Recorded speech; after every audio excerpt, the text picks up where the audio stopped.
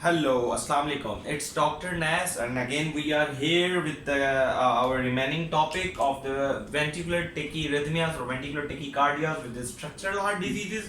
So you know that these are the structural heart diseases which actually we have to cover in their respective topics, but we just go through and I will just give you a brief review about associated things of the ventricular tachycardia with that diseases.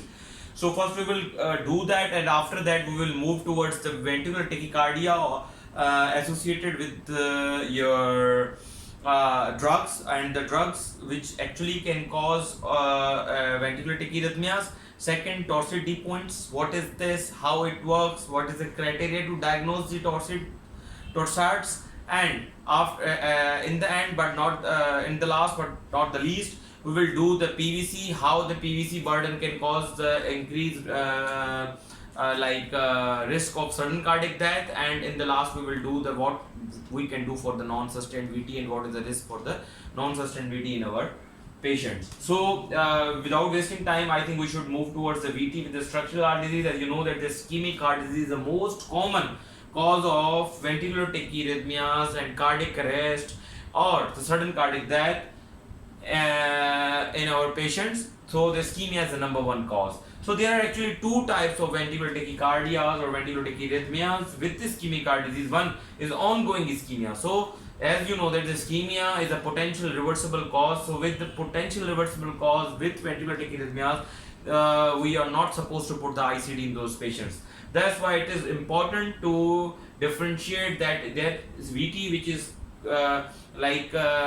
occurred, or the VT which is experienced by our patient, that VT is because of ischemia or scar. So if the patient has the ischemic symptoms and that within ischemia, within 48 hours of that ischemia, if the patient has presented to you with the ventricular tachycardia, then that VT is most probably because of ischemia. But if your patient is presenting after 48 hours, like you have done the PCI, or like you have, or either you haven't done anything on that your patient, but that patient had any event of MI, myocardial infarction, and patient is high risk for that ventricular tachyarrhythmias and the sudden cardiac death, then you have to think about the scar VT. And those patients you have to put the ICD for the secondary prevention, but not for the primary prevention.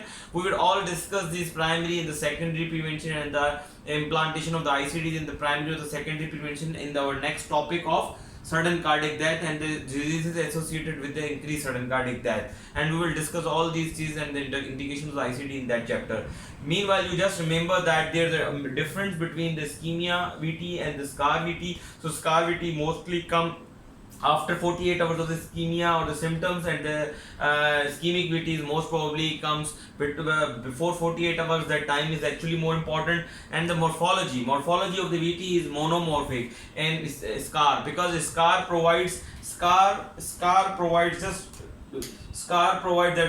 that is, for suppose that is the normal myocardium, but that is the scar myocardium. So that as we discussed that for the reentrant tachycardia you need two distinct pathways. So obviously the refractory period of two distinct pathways with two different refractory periods.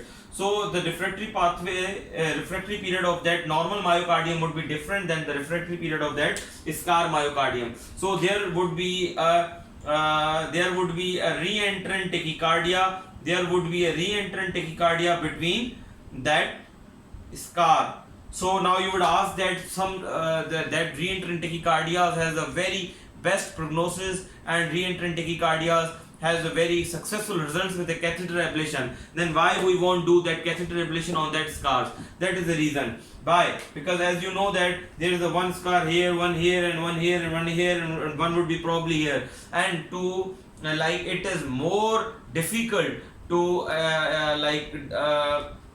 know the exact location of that scars, and obviously that would be more complicated if you will ablate the whole myocardium or the whole, or if you are ablating the whole septum of the heart, or if you are ablating the apicus of the apical portion of the heart, or if you are ablating the lateral part or the anterior part of the heart. So actually it is very very important to us for important as well as crucial for us, that whenever you will be doing the procedure on your patients, you have to think about the complication and the consequences of the post intervention. So in those patients who have a scars because of the ischemia, that scar would not be the normal one, the scar would be the transmural, because you know that the STEMI causes the transmural infarction, and if you will go for the catheter ablation transmurally, what it cause, it would cause the perforation, it can cause for like it can cause any other things, too much things as well.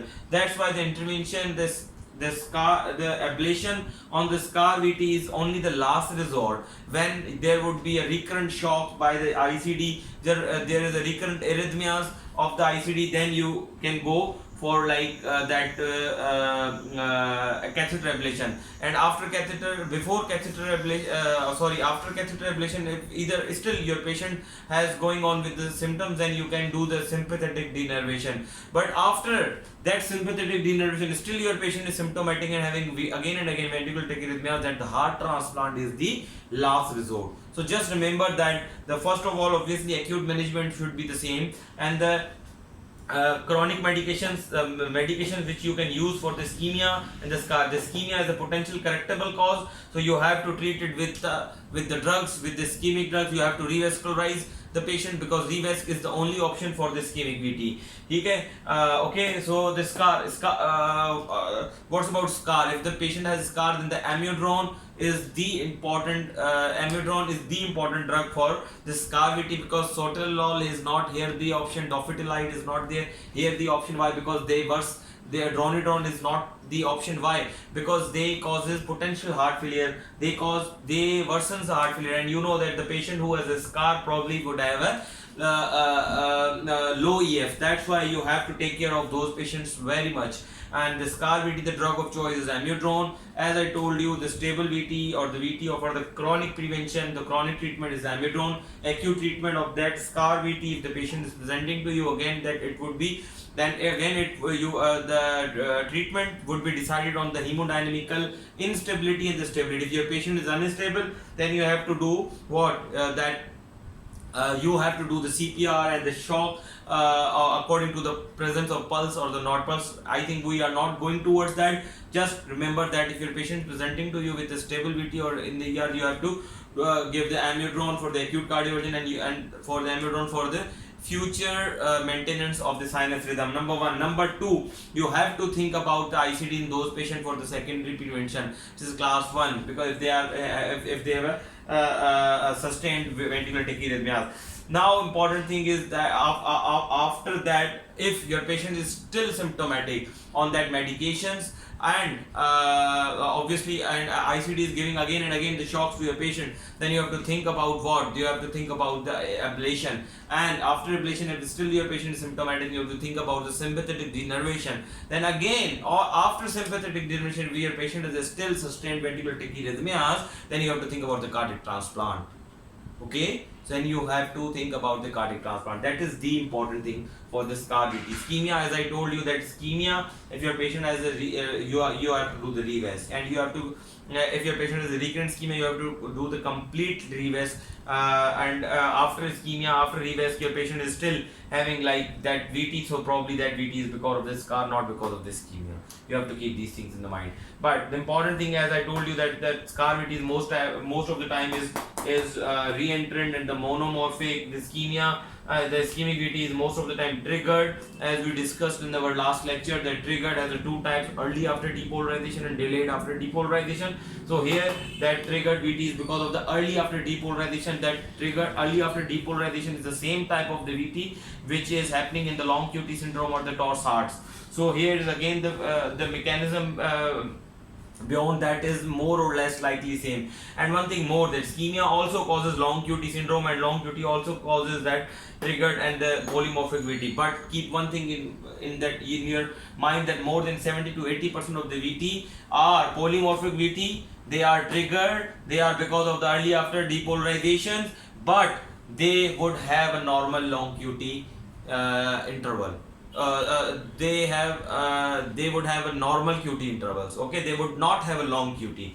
So yes, one of the cause of the long QT is ischemia, but most of the time ischemic VTs are not presenting with the long QT intervals. Okay, so and the pathophysiology behind that ischemic could be multiple, like it could be because of triggered, it could be because of re-entrant. So it is not necessary that ischemic VT is always because, and it could be because of automaticity, because of your injured myocardium, because in ischemia your myocardium is actually injured, so it can causes the ventricular arrhythmias because of anything, because of triggering, because of automaticity, and because of re-entrance.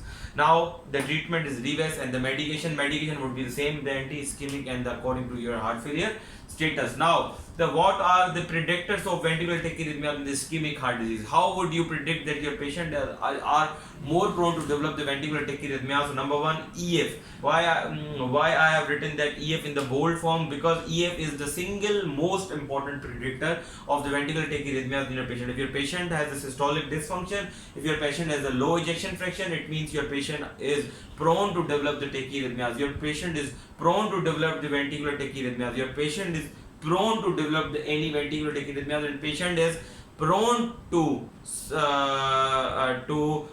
face a sudden cardiac death.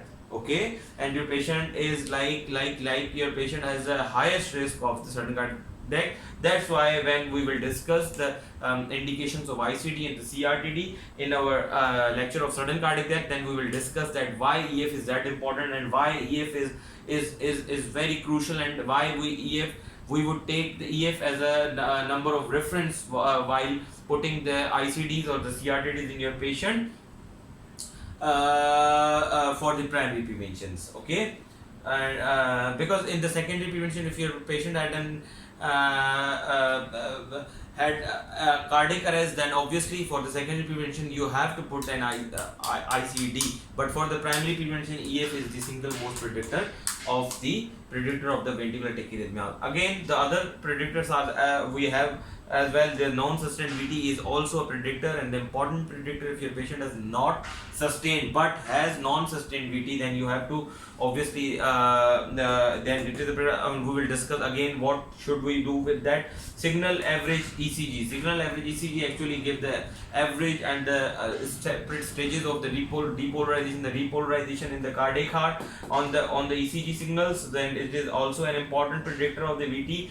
And number 4 is the abnormal EP study. Obviously, if you have non-sustained VT and you are doing the EP study and you induce the VT on that EP study, if your patient has the EF is less than 45, then you have to put an ICD in your patient. That is also an indication of putting an ICD in your low EF patients. Okay, or an ischemic patient. So T-wave alternance is also an important predictor of the ventricular tachyarrhythmia in their patient. So that was the ischemic heart disease, which was the most common VT with the structural heart disease, cause of the VT with the structural heart disease. Now important, that is also important because this is also related or associated with the ischemia, the accelerated idioventricular rhythm. Why we say that accelerated? Because that ventricles are actually accelerate, and they compete that SA node. The pace of the ventricles would be faster than the SA node in accelerated idioventricular rhythm. That's why we called it as the accelerated idioventricular rhythm. That rhythm which is coming idioventricularly from the ventricles, that would be faster than the SA node, so it causes the idioventricular rhythm. And when it is most of the time it occurs after reperfusion, and to diagnose that idioventricular rhythm is that the rate always would be less than 100 or 110. It would not be faster than 110, and there would be AV dissociation, there would be a capture in the fusion beats. It means your patient has all the criteria of the VT, but the rate would be less than 100 to 110. Then you have to diagnose that accelerated idioventricular rhythm, and especially when your patient is recently reperfused, that most of the time that rhythm is shown in the monitors of like the cath labs or in the emergency rooms when you are giving the thrombolytics to your patient secondary to myocardial infarction. So the treatment of that accelerated idioventricular rhythm is atropine or pacing. Most of the time you do not have to do anything for that if your patient is asymptomatic, but if your patient is becoming asymptomatic, then you have to give the atropine, and you can do the pacing like if you do the atrial pacing, and if you pace the atria more than the ventricle, then obviously SA node would be faster, and then your ventricles would slows down, would be slower and would get slowed down. So the important thing here is that the accelerated idioventricular rhythm is not most of the time. Sometimes it can be found in normal patients, in the normal subjects as well, such as the athletes and the child. It can be the normal rhythm, and sometimes it can be found in those as well. So the important thing now here, the third one is the DCMP, dilated cardiomyopathy. As we have discussed that the dilated cardiomyopathy is what is it and how we treat it. So just remember that the dilated cardiomyopathy, because of the low ejection fraction, has a increased risk for the ventricular to develop the VT in the structural heart disease. Hypertrophic cardiomyopathy. So just remember one thing, that any structural abnormality in the heart, can cause this ventricular tachyarrhythmias or any arrhythmias. Okay, why? Because you are actually, nature or anything else, or that disease is actually changing the morphology of the myocardium, and myocardial cells has a potential, has a capability to pass the impulse, or they are arrhythmogenic. That's why whenever there would be any problem in the myocardium, they can cause what? They can cause the arrhythmia. So hypertrophic cardiomyopathy, again because of the LVOT obstruction, as we discussed in our last lecture. So I would just advise you to go through that, and you will get all the causes of why HCM caused this, and what conditions, and when we have to put the ICD in those patients. Congenital heart disease, we will discuss congenital heart disease later on, and then we will discuss the predictors of the VT in the congenital heart disease, because that is important actually. And most of the time the congenital heart disease such as a TOF and VSD and all these and like those diseases, and Eisenmenger syndrome or any disease which is cyanotic or non-cyanotic, have the separate predictors of the ventricular tachyarrhythmias. So we will discuss it later on. The important thing here is the myocardium.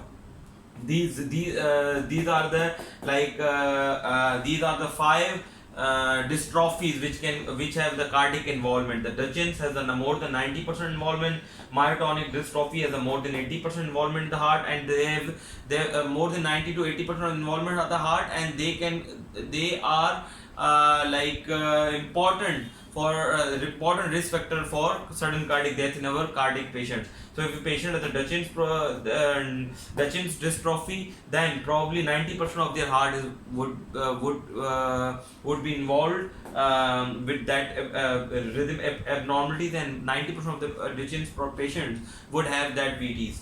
The myotonic dystrophy is 80% in myocardial involvement. Limb-girdle 1 has a 90% and the 2 has a 80% involvement. The important these actually 5 are the important. You just remember the name, and just remember that all these 5 has more than 80% of the involvement, cardiac involvement. So obviously if they have a cardiac involvement, they are more prone to develop that VT, and obviously they have the structural heart disease. That's why that VT comes into the domain of the VT with the structural heart disease. Now the important thing is ARVC. ARVC is very important. Most of the time people ask you about the ARVC. ARVC also called as the ARVD, the arrhythmogenic right ventricular cardiomyopathy, arrhythmogenic right ventricular cardiomyopathy dysplasia. These are the actually 2 names of that ARVC and that arrhythmogenic. And the why that RV becomes arrhythmogenic? Because of the fibrofatty tissue infiltration of the right ventricular. Because of that fibrofatty tissue infiltration, that RV would be dilated on the echo, then you would have a RV failure and the low RV ejection fraction. And obviously on MRI you would get the RV fibrofatty tissue infiltration of the RV. The mechanism behind the VT or the ventricular tachyarrhythmias secondary to ARVC is re-entrant, because obviously, as I told you, that whenever there would be two distinct pathways with the two distinct refractory periods, they would have a re-entrant tachycardia, and fibrofatty tissues have a very capability and the very arrhythmogenic to develop the ventricular tachycardia. That's why that is important to diagnose the ARVC. So any patient with you coming to you with a history of syncope or with a family history of sudden cardiac death with LBP and the PVCs, you have to think about the ARVC. Whenever you are like looking or patient in the like in my clinics or in the ER with history of syncope or perisyncopal attacks, with history of siblings, with a history of sudden cardiac death in first degree relatives, then you have to think, and your ECG you have LBP with the PVCs or just PVCs which are originating from the or PVCs LBP morphology PVCs, then you have to think about ARVC. And the gold standard to diagnose the ARVC is CMR, cardiac CMR, cardiac MRI, and it shows that the fibrofatty tissue infiltration in the right ventricle. So on ECG you have sometimes you have 25 to 30% cases would have that epsilon wave. That epsilon wave is actually notch after that that S wave. When it occurs, and you are appreciating the epsilon wave over here, that is a notched wave just before the T waves and after the S waves. Okay, so you are just appreciating here. The treatment is sotalol and amiodarone. Just remember two drugs for the structural heart disease. The structural heart disease, remember only two drugs. What? Sotalol and amiodarone. Sotalol and amiodarone, and these two drugs are the class 3 drugs. So don't always remember that in the structural abnormal heart disease, those who have a structurally abnormal heart disease, they are not be given 1C drugs. 1C drugs or 1A drugs. What are the 1C drugs? 1C drugs are the flecainide and propafenone. And what are the 1A drugs? That are the diisoparamide and yes, but the diisoparamide is actually the drug of choice for the HOCM only, and that is why, because actually diisoparamide decreases the LVOT obstruction. So diisoparamide is obviously the drug of choice for the HCM, but the rest of the diseases have only these two drugs. The indication of these two drugs, such as sotalol and amiodarone. But in your normal structural heart disease, you have only obviously two classes or two or three classes, and just remember that if your patient has like WPW or the SST pathway, procainamide is a drug of choice. Procainamide is a drug of choice, and yes, you can give the 1C drugs, flecainide and propafenone, in those patients as well. But before starting these drugs, you have to follow the protocols, like you have to block the AV, you have to give the AV blocks before starting these drugs, because they actually increases the 1:1 conduction. So important thing is here that obviously ARVC as name shows that there is the involvement of the right ventricle, but that involvement could be in the left ventricle as well. That involvement could be in the left ventricle. So you can it is not necessary that ARVC only present in the left ventricle, so that involvement can be in that. So the important is that the catheter ablation, yes, is successful, as you know that there is an infiltration of the fibrofatty tissues, but that is a very temporary, because of generalized involvement. That's why, and because of the generalized involvement and the highly rhythmogenic activity of that right ventricle, it is better to put the ICD in those patients. That's why ICD is indicated in those patients with history of sudden cardiac death, and there is a special criteria to put the ICD in those patients. Just remember that the ARVC is very important, and we will discuss in the separate with the ARVC. The other causes of VT, the structural heart disease, like acute myocarditis is another. Acute myocarditis is a separate topic. Any cause which can cause the myocarditis, like in the inflammation of the myocardium, can cause the arrhythmias, VT. And second is Chagas. Chagas is an inflammatory disease which can, so if anyone can ask you that, tell me the one name of the infection which can cause the VT in your patient, so Chagas is that infection. So Chagas can cause the ventricular tachyarrhythmias in your patient with acute inflammation, or as well as the chronic inflammation. So the sarcoidosis and the amyloidosis, obviously these two are again the infiltrative diseases, and they cause also your VT with the structural heart disease.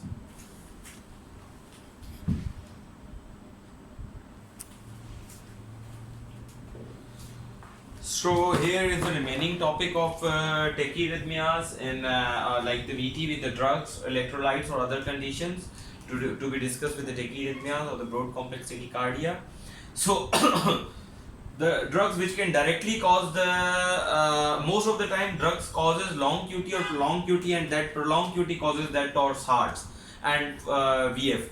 But few are the drugs which can actually directly can cause the tachyarrhythmia, ventricular tachyarrhythmia, that is the phenothiazines, tricyclic antidepressants, digitalis, can cause the bidirectional VT, which we have already discussed in our last lecture about the because they cause the bidirectional VT with the mechanism of triggered with like with the triggered mechanism, and the further mechanism if we discuss about that how that triggered mechanism work in that digitalis, that is delayed after depolarization. Actually they causes the delayed after depolarization, and because of that they cause the bidirectional VT. So the mechanism behind that digitalis is the delayed after depolarization or the triggered mechanism. The epinephrine also can, because of the increased sympathetic surge, they cause the ventricular tachyarrhythmias. Cocaine, nicotine, alcohol, these are the illicit drugs, and they also can cause that the VT, and it is not like the dose dependent. It depends upon the body and the physical condition of the patient whenever they cause that ventricular arrhythmias. Most of the time you listen that the patient had the alcohol or the one pack of the alcohol, but he died on the spot with the like gasping or any condition, and when they went to the hospital the doctor told them that patient is no more right now. So these are the most common scenarios with the illicit drug abuse. So the glue is also in the inhaled form, they can cause the ventricular tachyarrhythmias. So the treatment of this, obviously the ventricular arrhythmias or anything is we will discuss after discussing that torsades. So what is the torsade? Torsade is actually the polymorphic VT, which I have just drawn here for you guys, and see that there is a polymorphic. This is not the one like monomorphic. It is not of the one morphology. It is a multiple morphologies, and then sometimes upward, downward. So the most of the time torsades looks like it. So important is that most of the time it is brief and sustained, not more than 20 seconds. It always most of the time not sustained more than 20 seconds, but if it does, then it causes the ventricular fibrillation. And the rate which occurs, that if you like calculate the rate between R to R, then it would be more than 200. So it is actually a very lethal condition, and near that condition of the patient. So the causes of the torsades are number one is the the criteria to diagnose the torsades is actually three. The one of that, the patient would have a long QT on the ECG. Number two, that torsade would be initiated with the short, long, and then short QT. So if you would see the ECG, that it would be initiated like the short, long, and the short QT, and that there would be a typical twisting.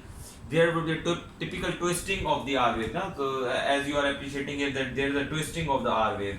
So the cause is long QT. The etiology is long QT. The etiology behind torsades is long QT, and long QT causes what? Early after depolarization, and that early after depolarization causes, obviously it means the mechanism behind this is a trigger. And the triggered we know that there are two mechanisms in the triggered. One is the early after depolarization, and second is the delayed after depolarization.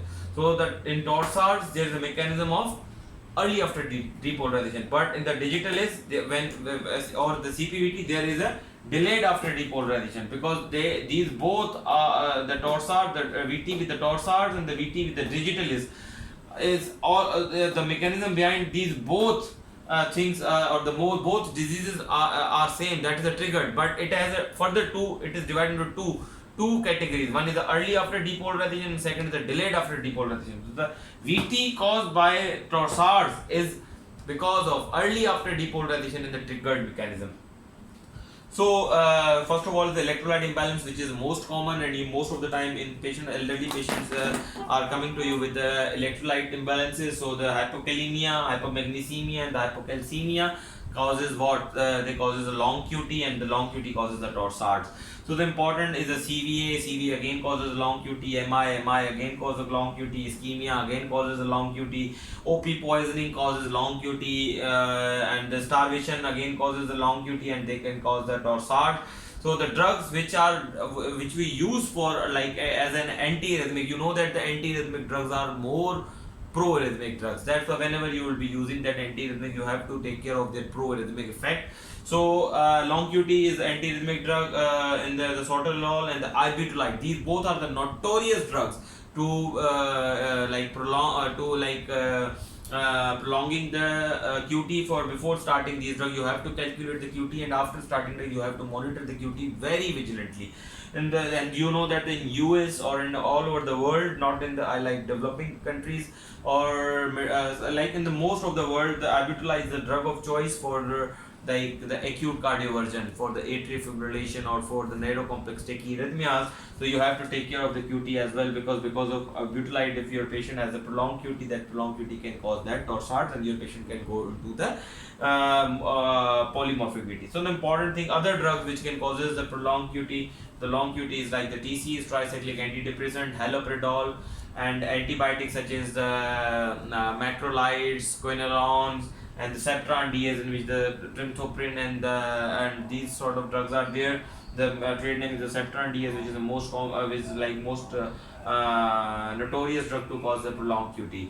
So these are the actually causes. Now what is the treatment? How you will treat it? Acutely, you have to treat it according to the Exelis protocol. You have to shock the patient. You have to do the CPR if the patient has no pulse, and if the patient has pulse, you have to treat it accordingly. If you're if your patient has pulse, then you have to obviously DC cardiovert the patient.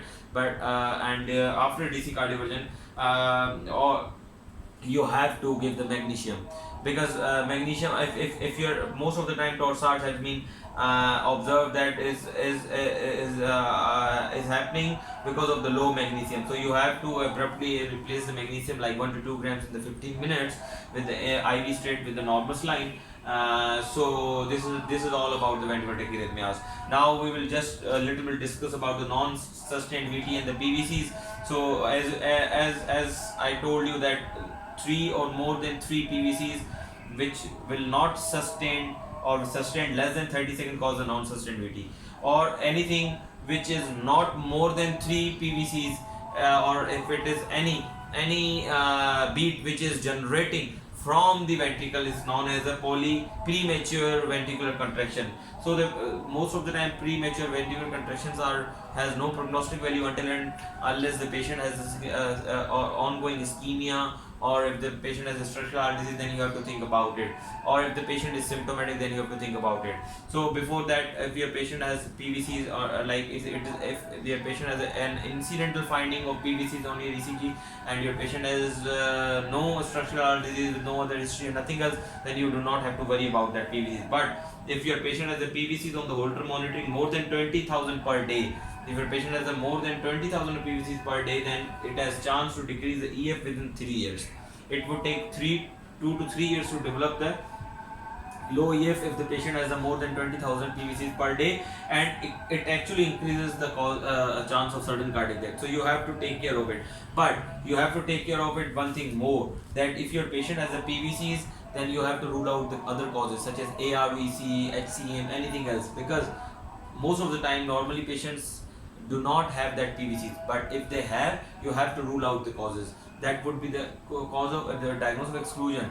Like, it is not like that if your patient has an ARVC and he or she has like the LVB morphology of PVC, and they are coming from the right ventricle, and you are just ignoring it because you would say that the Dr. Nass told us that the PVC has a low prognostic value on if they are on the incidental find. No, you have to rule out it, you have to dig out it, you have to take history, you have to do like things. But if your patient has nothing about it, and your patient has normal echocardiography, and it is actually an incidental finding, and your burden of PVCs are not that much, then or is it okay. But if your patient is symptomatic with the PVCs, you have to get done the egg holder done, and if on the holder there is a PVCs of more than 20,000 per day, then there is a increased chance of EF, and you have to treat it. The treatment of choice is the beta blocker, then the calcium channel blockers, and these are the first line of the drug. But if your patient is still going on like symptomatic, and your patient is like having these PVCs, then the two types of drugs we have. One is the 1C drugs. These are the propafenone, the flecainide, if there is a no structural heart disease, because you cannot use ever these that 1C drugs on the structural heart disease. As I told you earlier, that 1C drugs are not for the structural heart disease. Just keep that one thing in your mind, that you cannot use a 1C drug because they increases the certain risk of certain cardiac death, they increases the chances of heart failure, they increases the heart failure. So you cannot use the 1C drugs on this structural heart disease. So the 1C drug, if there is no structural heart disease, and if your patient has a structural heart disease, then this class 3 drugs are always welcoming drugs, always good drugs, such as the sotalolol and amiodarone. So you have to treat those. But keep one thing in your mind, that there is no mortality benefit with these drugs. The CAST trial showed that there is no mortality benefit with the 1C drugs, and CAMIAT and the AMIAT trial showed that there is no mortality benefit with the amiodarone drugs if you are using or suppressing the PVCs in your patient, either with ischemia or anything else, or either with this normal structural heart disease or with the abnormal structural heart disease. So these trials actually showed that there is no mortality benefit with these drugs. Okay, so that's why the first line of. But if your patient is still having these drugs and still having these symptoms and with the PVC, then the catheter ablation is the last resort for the patients. Now the non-sustained VT, you know that any VT which remains less than 30 seconds on the ECG strip or the monitor, it is actually non-sustained, and any VT which sustained more than 30 seconds on the ECG, it is sustained VT. So the important, there is no prognosis if the patient has a structural heart disease. If your patient has no structural heart disease, so it has a no prognostic. There is no prognostic value of the non-sustained. If your patient has a no structural heart disease, nothing else, nothing. If you have done all these, you have echo which is normal, everything is normal. Then if your patient has the non-sustained VT, or if that is an incidental finding on the ECG or the monitor, then you just have to discharge your patient, because there is no prognostic value. You do not have to do anything until patient is symptomatic. So if your patient is symptomatic, again you have to treat it in the context of PVCs. If your patient on non-sustained VT, then you have to context in the VT. But if your patient is symptomatic, or your patient has non-sustained VT and your patient has a history of ischemia, then you have to go towards my ischemic lecture, and you have to remember that trial in which we have done, we were doing the EP study with the EF of less than 40% and having the non-sustained VT on the ECG after 48 hours of the ischemia. Okay, so the trial in which we were doing the we were putting the ICD, the primary prevention. We will again repeat it, all these things in our chapter of sudden cardiac death. So in the ischemia, yes, you have to think about it. You have to rule out. You have to do the AP study if your EF is less than 40% if the patient is non-sustained VT. But if your patient has non-structural heart disease, no ischemia, nothing else, then you have to just do what? You have to rule out the long QT syndrome, other causes, or other like electrolyte imbalances for the non-sustained VT. And if those are there, you have to just treat those.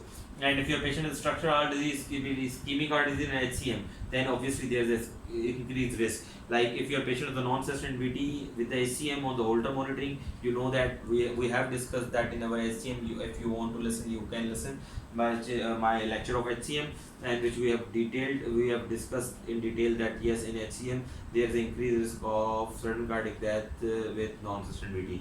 But if your patient has a non-sustained VT with the MVP, valvular disease, or DCMP, dilated cardiomyopathy, like non-ischemic cardiomyopathy, there is no risk, almost no prognostic value or no risk of sudden cardiac death with non-sustained VT. So this was all about the ventricular tachyarrhythmias, or the beats originating from the ventricles, and